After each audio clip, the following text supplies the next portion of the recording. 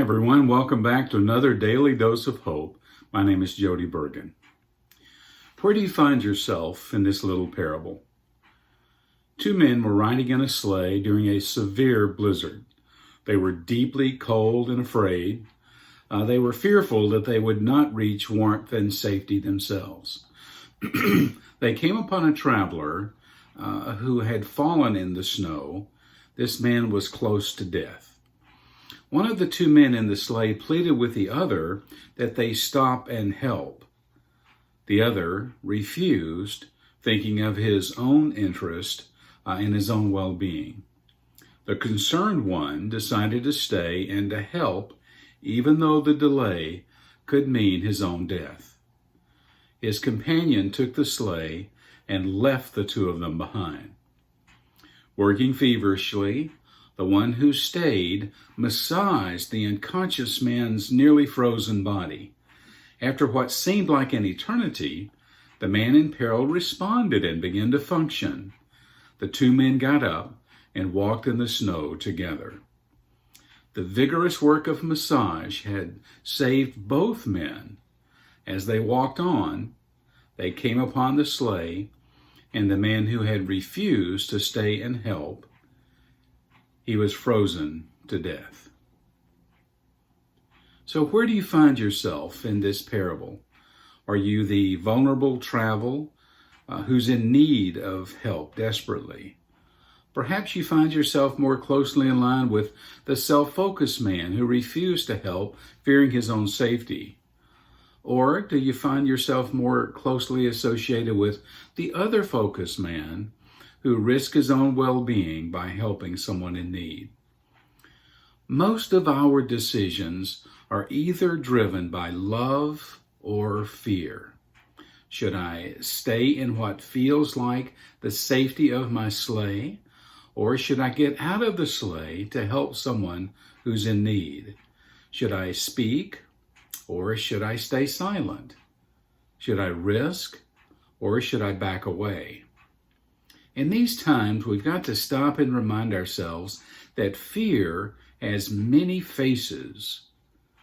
Fear may say, just look after yourself.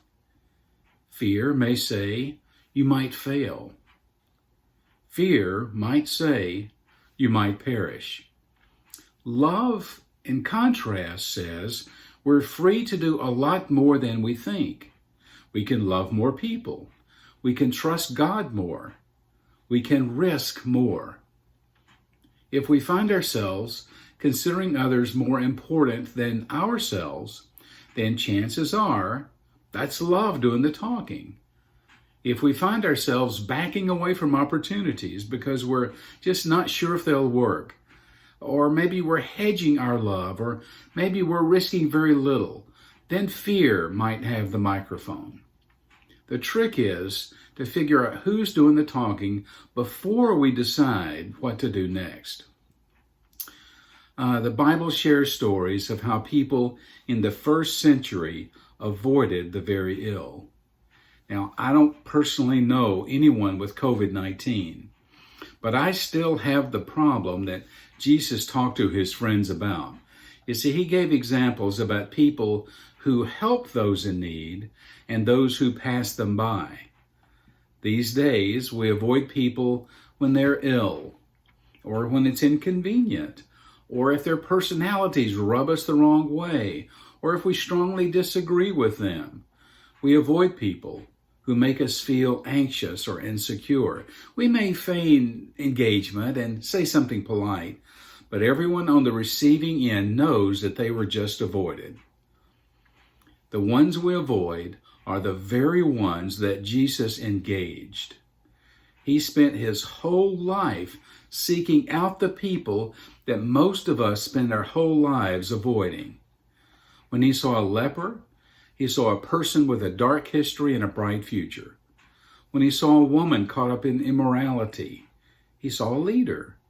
When he saw a screw-up, he saw someone in need of grace.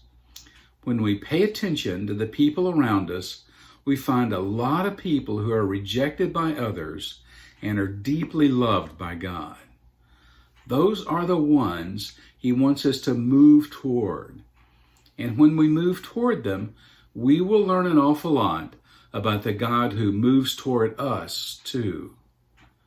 I love the way the author to the Hebrews just summarized this principle. Here's what he said in Hebrews 13:16.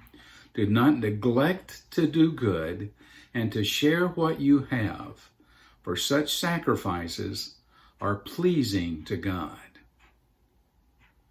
The energy we spend on helping others is never wasted. Each time we stop to help a sick person or a wounded fellow traveler, we're assisting in our own development. We need each other. Together, we survive.